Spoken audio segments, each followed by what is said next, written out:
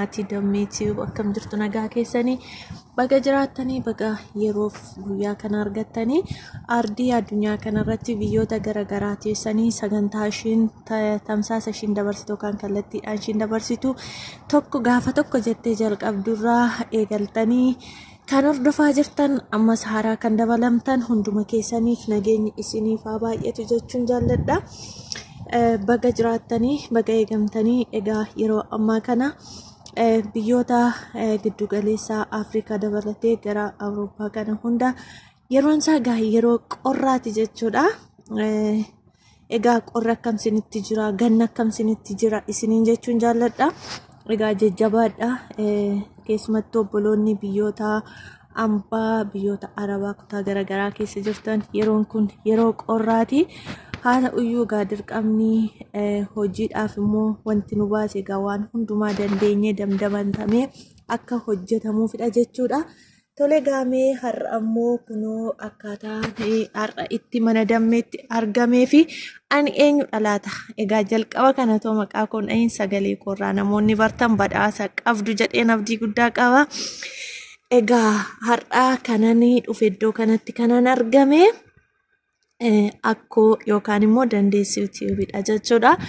Har'a mana kanatti kananii argame yookaan kananii dhufee fi dammeedhaan baga gammaddee jechuun hin dhufe jechuudha.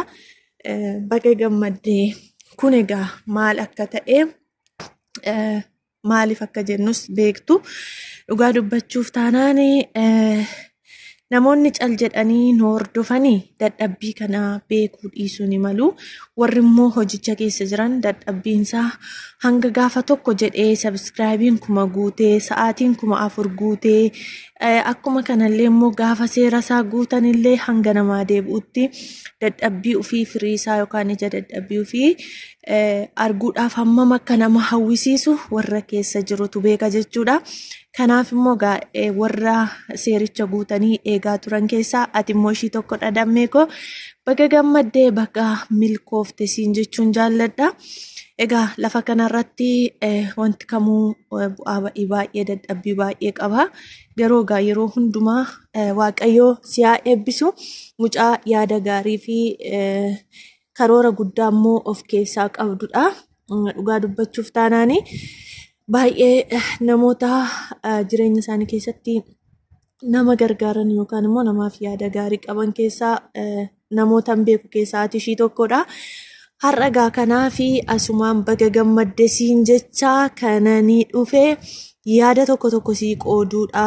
Akkuma kanallee immoo jabaadhu siin jechuudhaani atu cimtuudha. Asumaanis egaa jireenya keenya keessatti wanti baay'een nu mudata.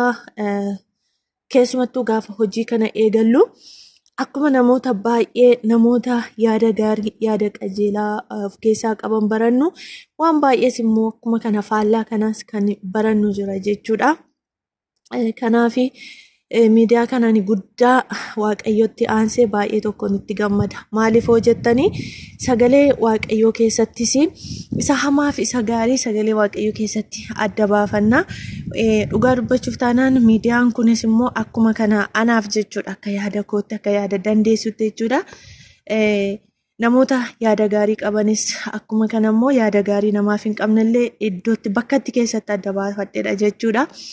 Namoota obboloota ciccimoo baay'ee cinaa koo dhaabbatanii hojii koo jedhanii yeroon ani bira hin jirretti illee hojjetan baay'ee irraa argadheera. Kanaaf egaa maal jechuun barbaade walumaa galatti jabaadhu. Miidiyaan kun nuuf bakkatti waan guddaa irraa barannu bakkatti namoota gurguddoo wajjin wal barrudha yookaan immoo wal barree jirrudha jechuudha. Obboloota baay'ee ittiin irraa arganneerra dhugaa dubbachuuf taanaani. Kanaafi egaa gaafa hojii kana eegalan kan nama jajjabeessan baay'een jiru. Akkuma kana immoo qeeqni hin jira. Ati egaa kaayyoo kee ni beektaa maaliif akka eegalte ni beektaa. Waanuma namni eegaleef namoonni eegalanii dhugaadha dadhabanii duubatti deebi'u. Garuu kaayyoo fi mul'ataan warri ka'an immoo homti kamiyyuu duubatti isaan hin deebisu. Ati immoo warra duubatti hin deebine keessaa ishii tokkodha nan amana. Wanta jiru hundumaa warra jabaadhu cimtuu siin jedhanii yaada babbareedaa sii barreessan qofarraa yaada fudhachuu otoo hin taane ati dogongora qabdaa iddoon kun sirrii miti tuma sirrii ta'ee jiruyyuu warra yaada faallaa siif kennanillee yaada isaanii fudhachaa iddoo kamii dogongorri kan jiru jecha ilaala gara fuulduraatti hojii keetti akka fuftu abdii guddaan qaba kanaaf jabaadhu asumaanillee waan tokko guyyaa tokko liiv irratti dubbataa turte gara fuulduraatti waa'ee sagalee waaqayyoo barsiisaa irratti akka hojjettudha. Isa kana immoo akka itti fuftu abdiif amantii guddaan qaba. Egaa yeroo ammaa kana dhugaa dubbachuuf taanaan wanta akkanaa viyuu baay'ee si argachuu dhiisuu ni mala.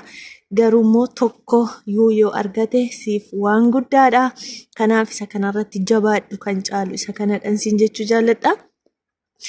Egaa dhaamsi kan biraa kanan siif qabu yeroo baay'ee warra namoota ati chaanal isaanii sabiskiraayibii goosisaa guddiste keessaa tokko dandeessuudha. Ammallee gaarummaa kana yookaan immoo wanta hojii kana jabeessii itti fufisiin jechuun jaalladha. Gara fuulduraattis waanuma akkasiiti ani gama kootiin kanan sirraa eegu warra chaanala dandeessuu guddisan keessaa tokko ati waan taateef jechuudha. Akkuma ana gargaartee obboloota kaanillee duubarra kan jiran ganaa banachuuf illee yaadatoo qabanii wantoonni tokko jalqaba kana gaaffii namatti ta'u waan ta'eef isaaniin illee akka gargaartu asumaan dhaamsa kooti.